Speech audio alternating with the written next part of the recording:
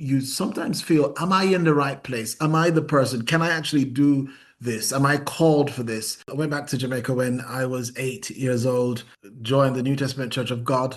Growing up in the Jamaican church, I think one of the great things that was passed on was this holiness, spirit-filled lifestyle.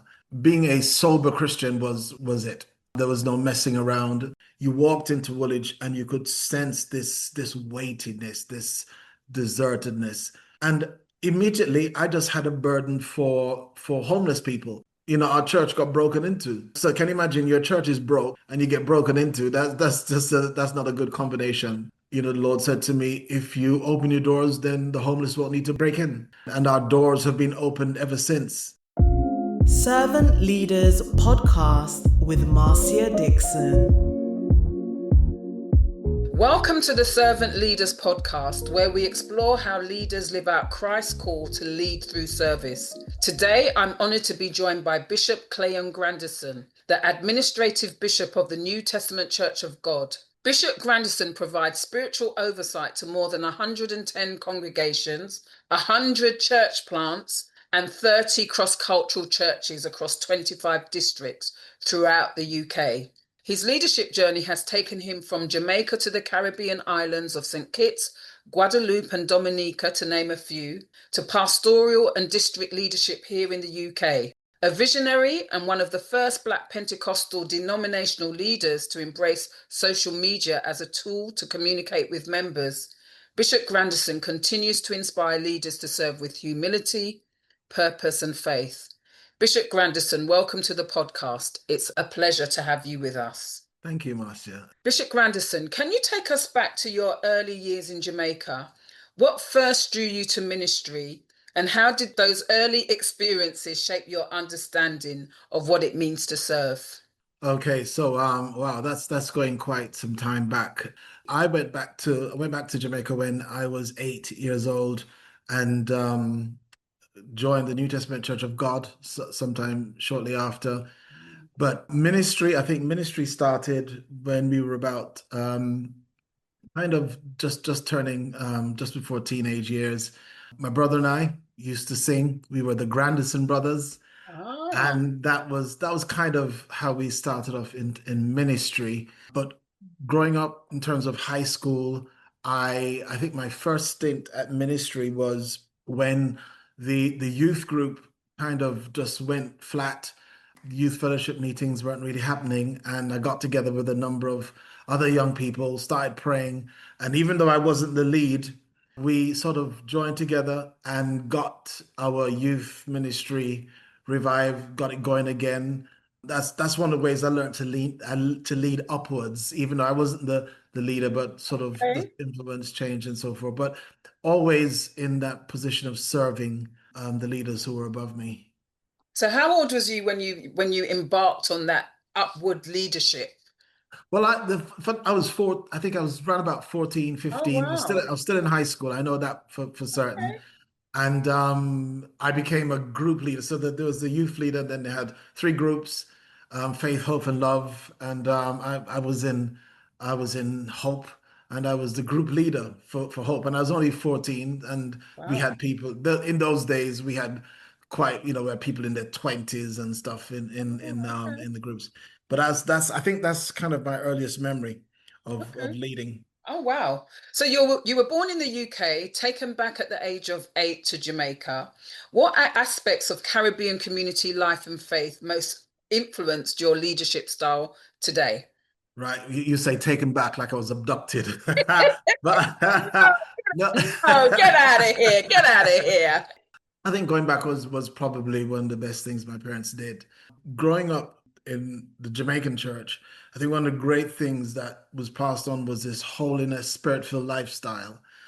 Being a sober Christian was it.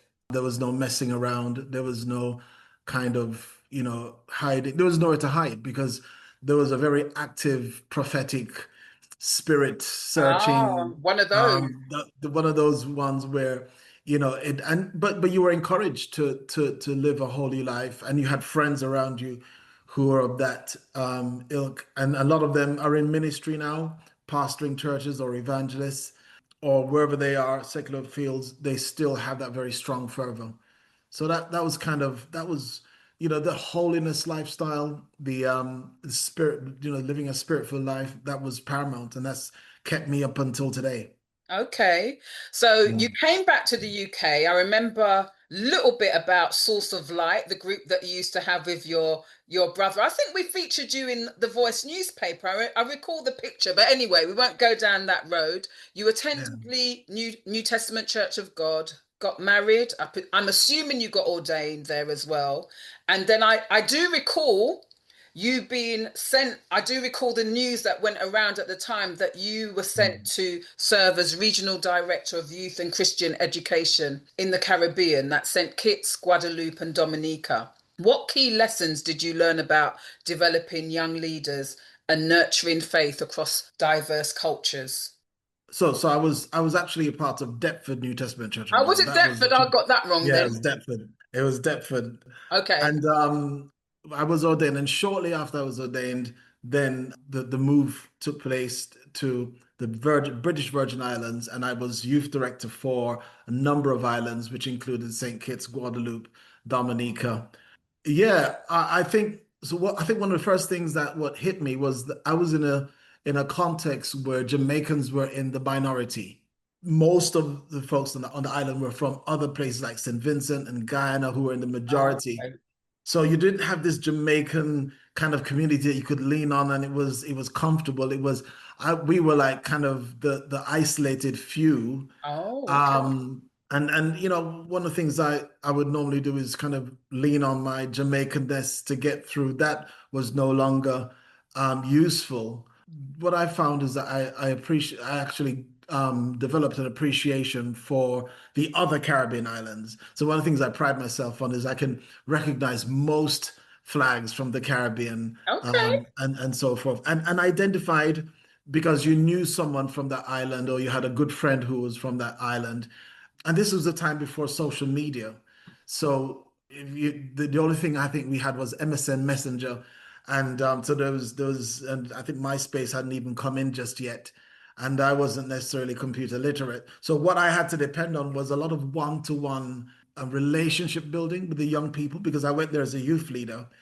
And there was a lot of relationship building with the young people, getting to know them and to earn the respect of those who were there, because you're from England, you're different, and people were sometimes a bit skeptical or suspicious of you. So it was really earning and winning people's respect.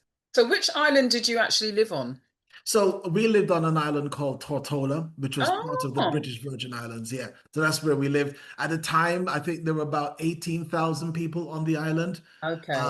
which is very, very small. There's probably more people on Lewisham High Road, but there you go. It's very, Oh, very right. small. Okay. Yeah. Okay. How long was you out in the Caribbean for? Just over 3 years. Just Okay. over And then 3 years. Yeah. you came back here, right? Yeah, we came back to the UK in 2003. Looking back, reflecting, how would you say your experiences in the Caribbean prepared you for both ministry and organizational leadership within the UK context? Wow, yeah, that's a great question, Marcia.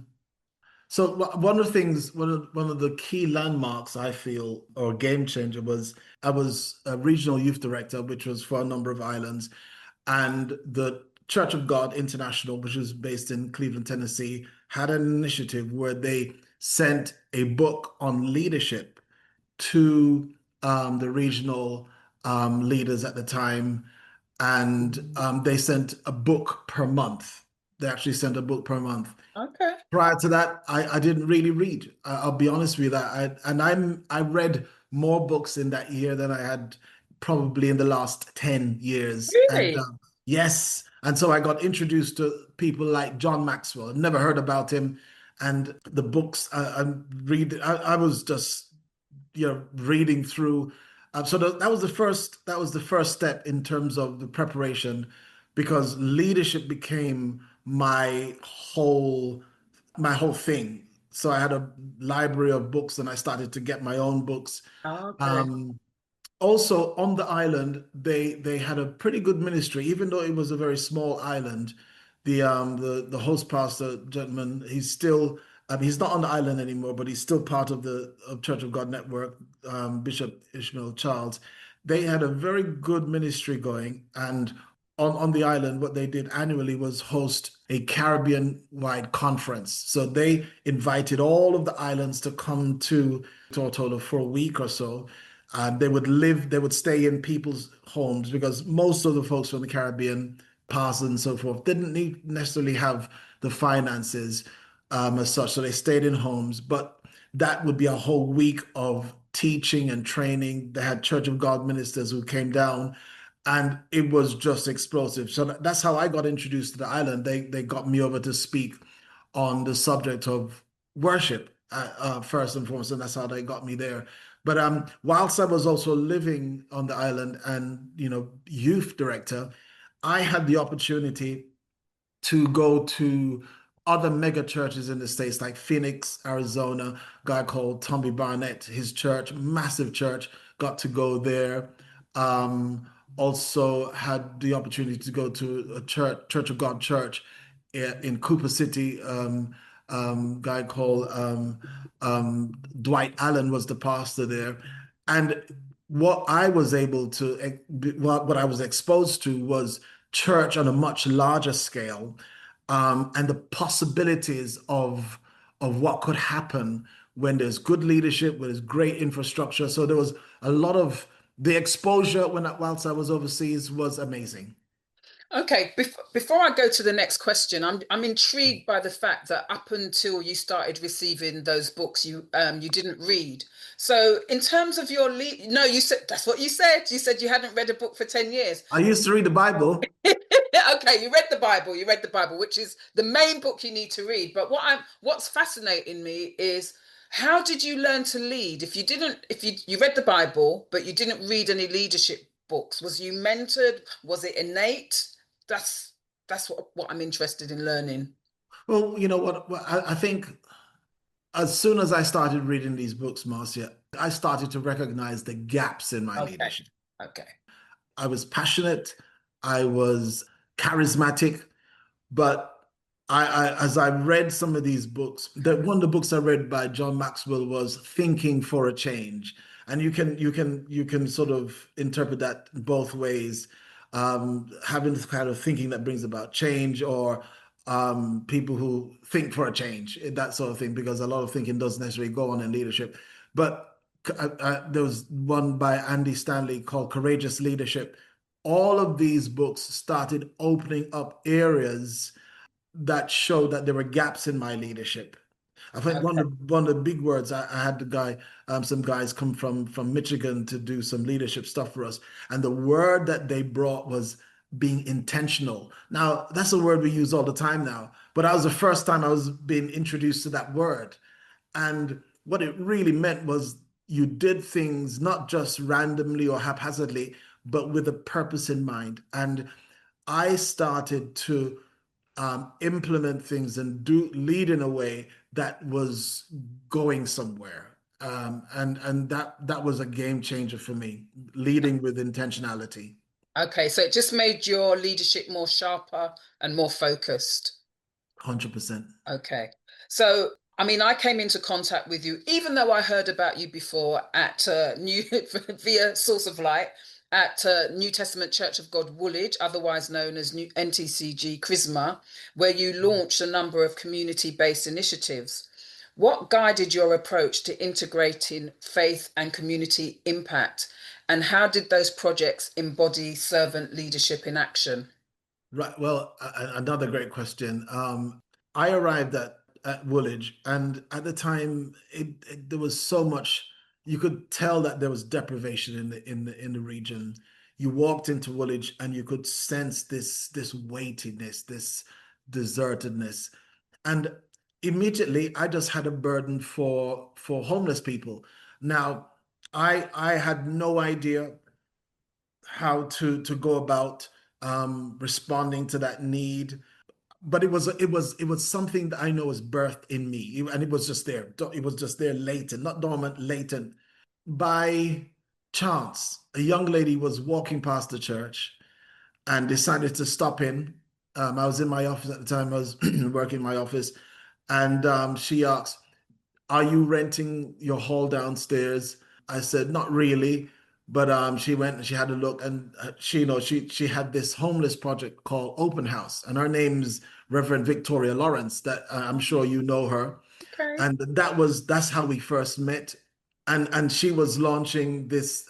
She was trying not launching. She was trying to find a new home for her homeless project, and that's how we started. She taught me how to care for the homeless. I watched her operation. I looked in, as the caretaker person, as the landlord pastor, and just watched how they engaged with the homeless folks and fed them. And this was every day, not just on a Saturday. It was Monday to Friday.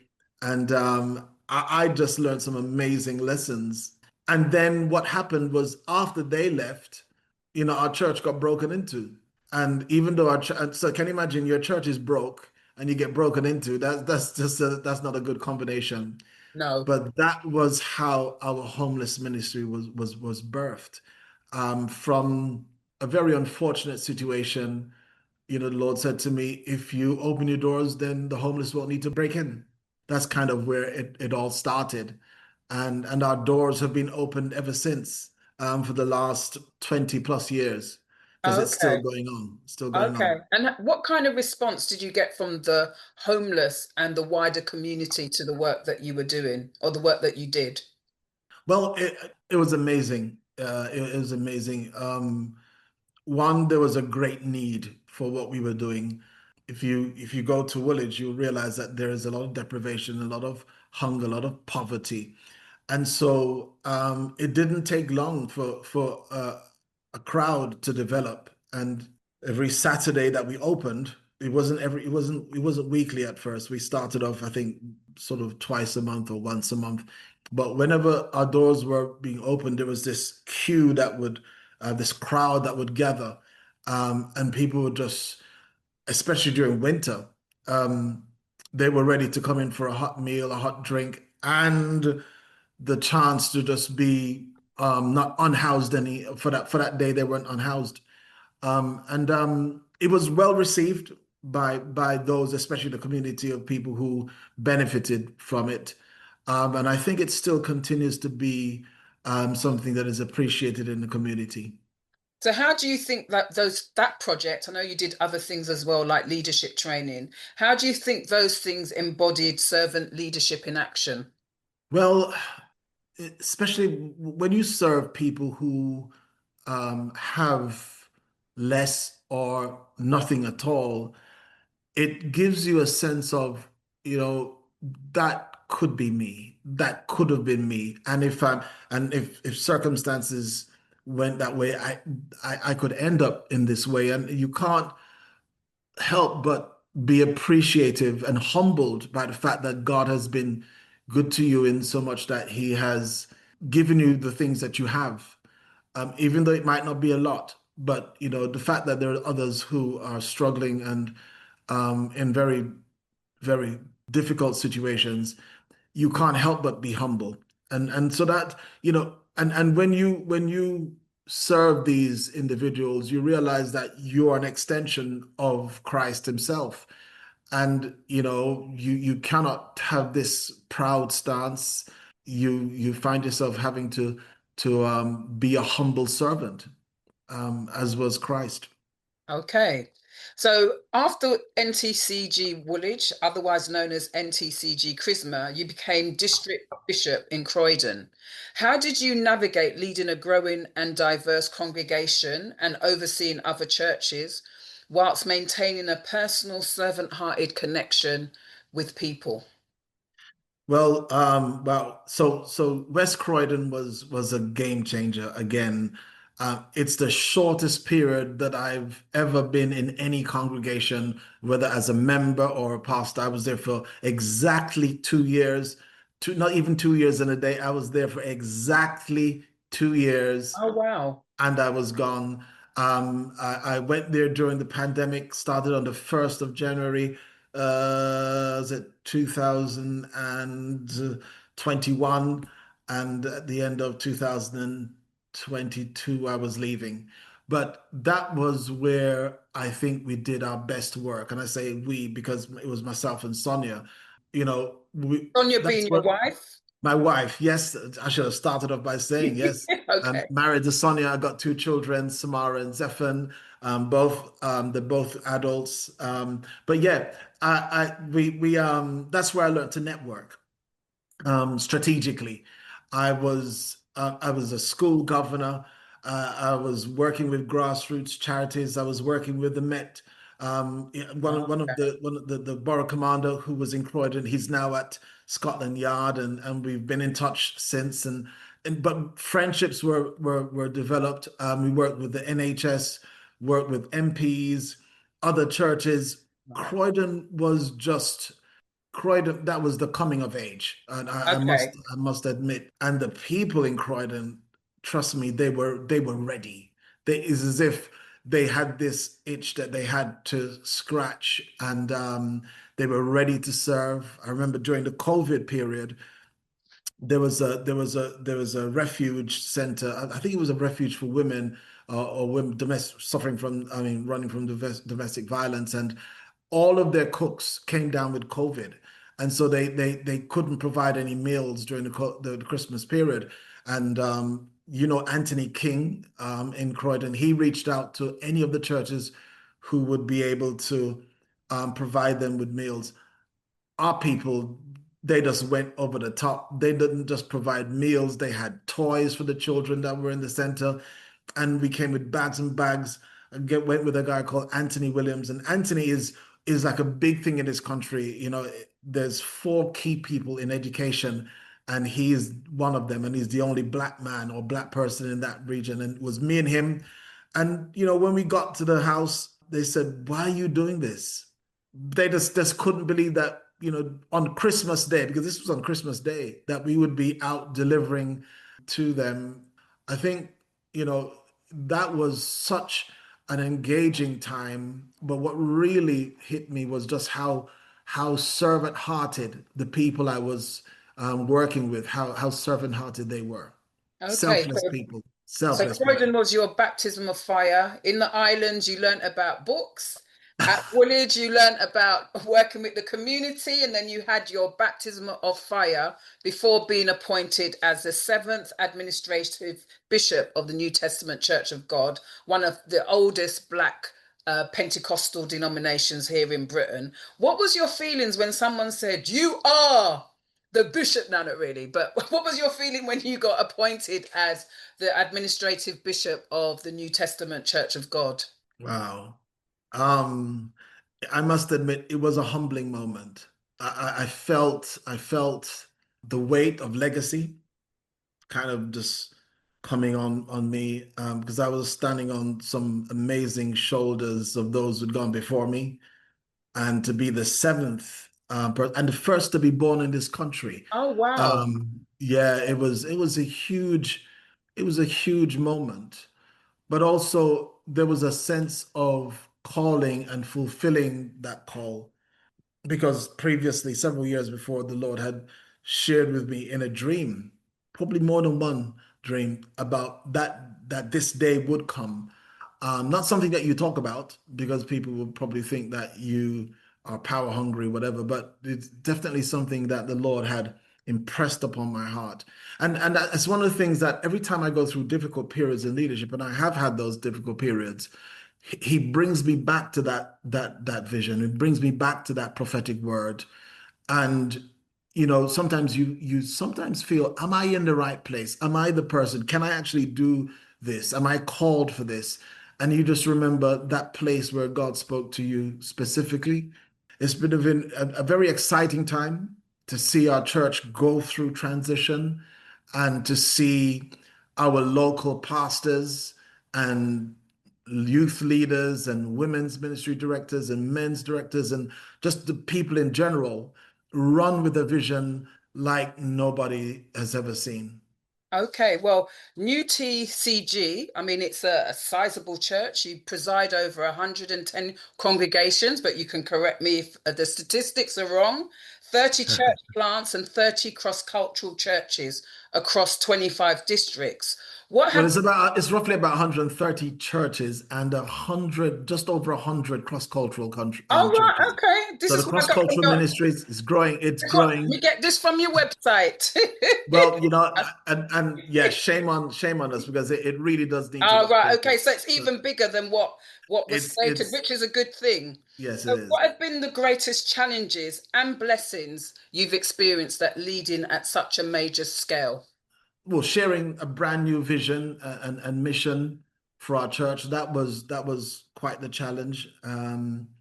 There were previous visions that had gone before that were quite impactful, quite powerful, the likes of Brown and Bolt before me. And so to come at this stage, there was the need to have something that was going to be substantial.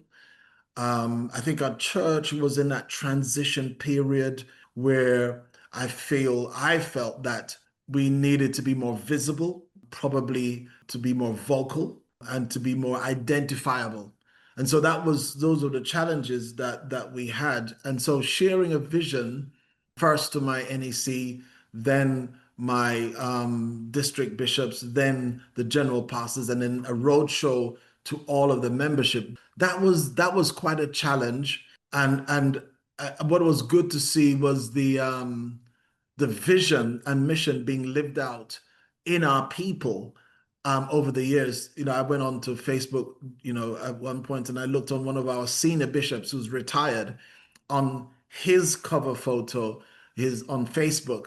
He and his wife had on the We Are NTCG hoodies. Now, these are people who are senior in age, and it tickled me hugely to see that it wasn't just young people who were embracing the vision or middle-aged people, but people who were seniors, people who are retired. And so that was a challenge, but also a blessing to see that happening. And yeah, I think one of the other challenges that we have right now is making the kind of changes to our church that will take us beyond where we are now. What kind of And changes were those? well, so one of the things I had to do was I had to merge two of our districts so that they could function better. And it was a bit of a risk because traditionally they've been known as the this district or that district, but bringing them together with a different kind of leadership has, from what I've seen, brought a lot of energy, a lot of has brought growth, has brought momentum, and a whole new kind of a spirit, especially young people. So it was a bit of a risk, but it's paid off. Again, we had two local churches not very far from each other, and we merged the two congregations, Okay. and it's flourishing and it's going well. But sometimes you just have to sell these things, and there's no guarantee that it's going to be that people are going to have there's going to be buy-in. But it's down to the local pastors themselves, and they've done a great job. One thing I've noticed with what you've been doing is that you've appointed a lot of what are described by some as emerging leaders into kind of key positions. How has that been going? I think it's been going well. I think it's been going well. We're talking about local pastors as well as national leads. So we've appointed the youngest ever, as from my records, the youngest ever national men's director. And it was a bit of a challenge because his predecessor was could have been his father, Eustace Constance. In terms of age and difference, I'm not calling Eustace old, but I'm just saying that that's the difference in age. There were concerns that maybe he was too young, but his maturity was such that it's been a pleasure to see this young man leading older men. His first conference had about 100, just over 100 men. His second conference, we had over 450 men and we had to turn some away. Oh, This was at the Rock.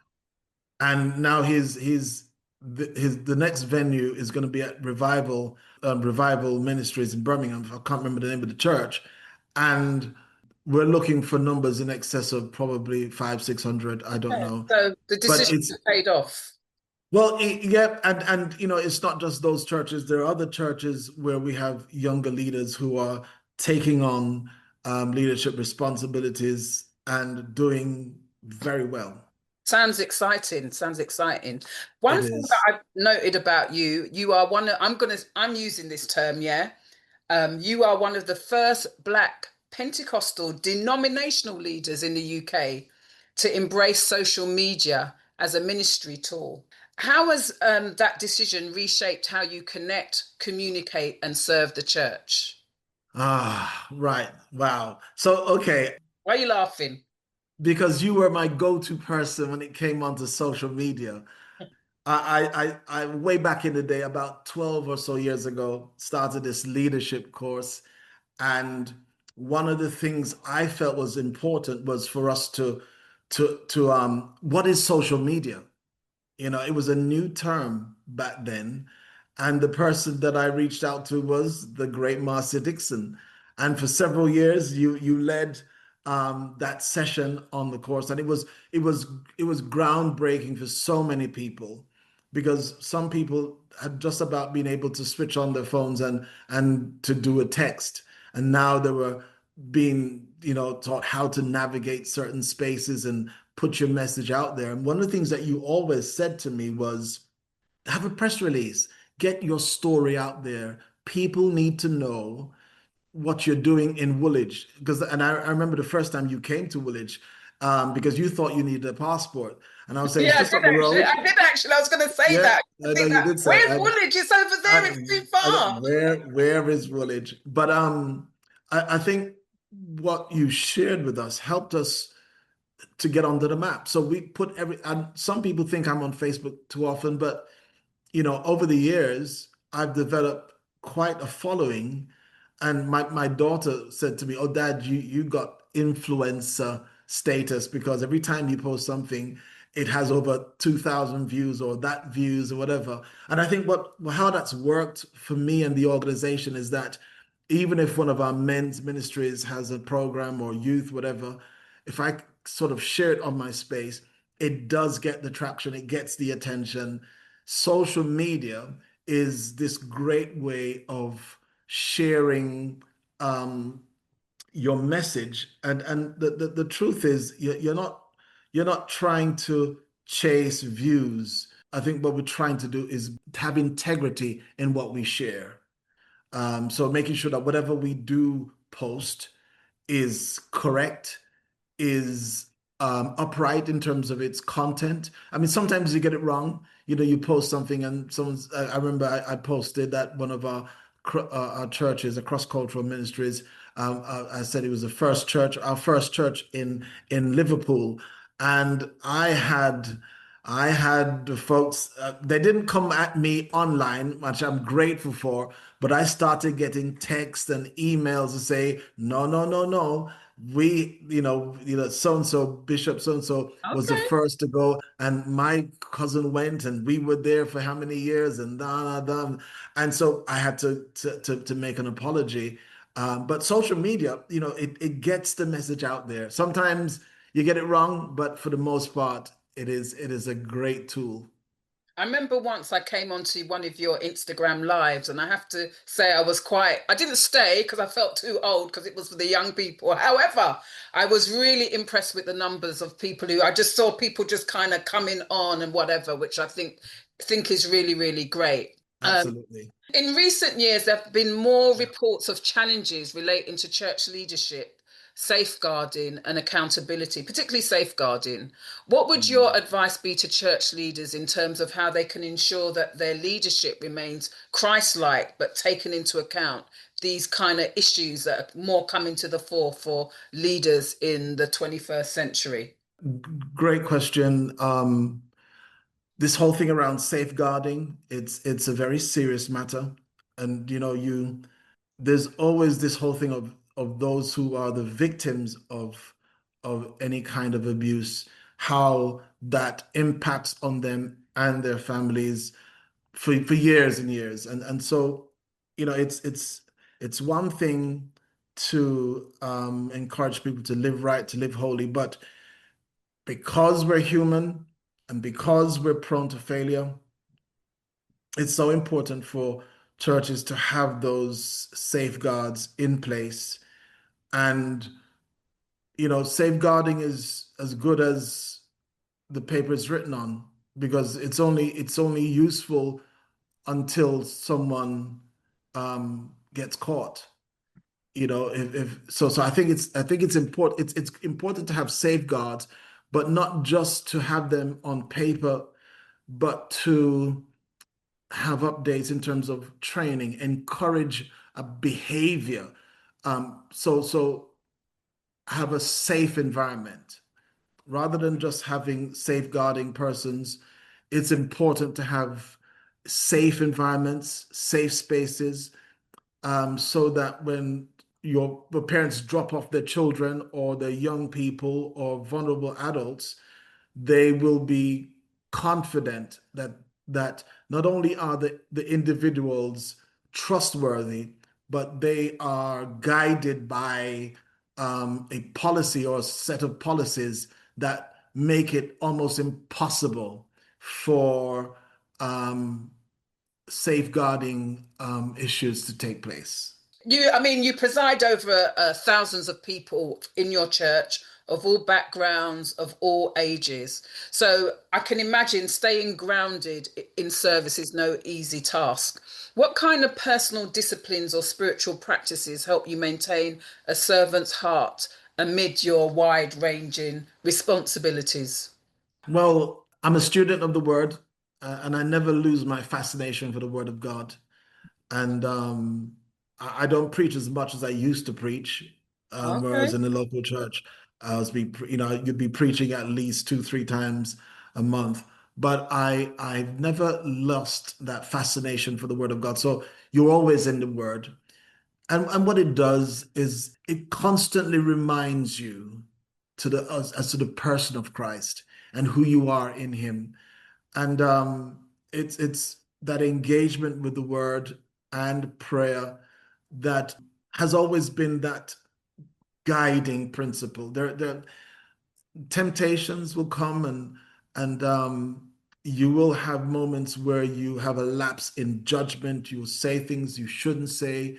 You might respond in ways that you shouldn't, but the word acting on your heart brings you back to a place where you either apologize or you repent or whatever. So being in love with the word of God and with God, the God of the word, is so important in keeping me grounded. Added to that, I have an army of prayer warriors, Marcia, who are praying for me.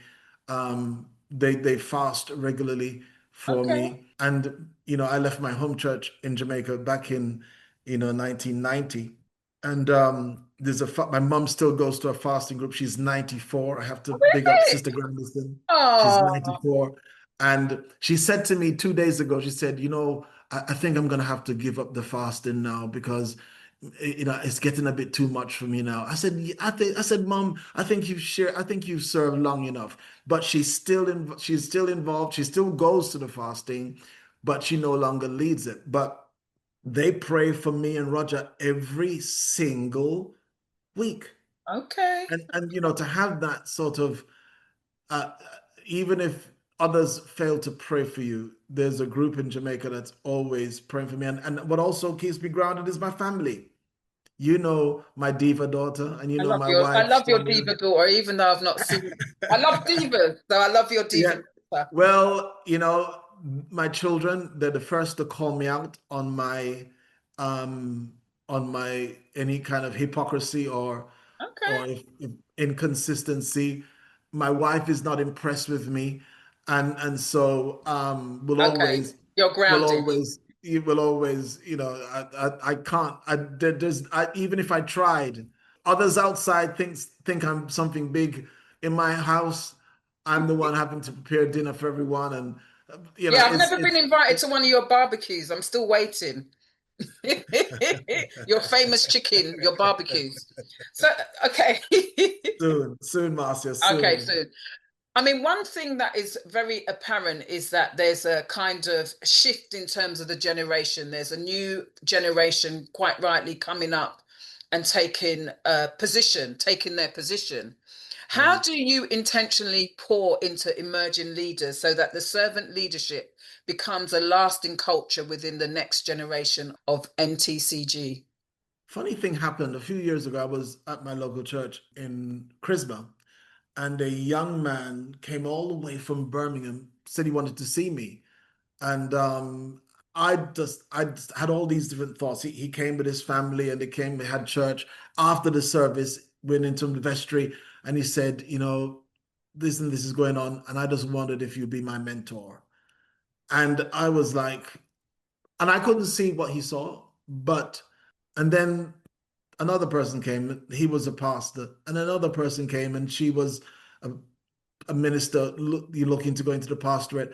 And before you know it, I had a group of people on a sort of on a WhatsApp, a good 4 or 5 of us, where there was this forum where I would, on a regular basis, be pouring into them, sharing my own life lessons, sharing my own ministry journey and how I see ministry. When I went to West Croydon, we had to sort of curtail that because there was a lot more on my plate. So that group still exists. The WhatsApp page is still there. Every now and again, something is shared. But that was kind of how I was able to pour into a cross-section of people. And we still have that engagement, but not on a regular basis. What I did over the last 2 years was, so last year I mentored one of our younger ministers for a year, spent sort of time online, just going through talking about their preaching, talking about the ministry goals, talking about family goals, when you're going to get married, that sort of thing. And the year before that, there was another person that I had them for a year. So what the Lord has rested and laid on my heart to do over the last few years is to mentor one young person over a period of a year. I'm not sure if it will happen again this coming year, but in terms of my time, I don't get much time to do that. But in terms of pouring into younger people, we have what you may have heard of, which is the Emerging Ministers Forum. Dr. Garrick Wilson is the person who leads on that.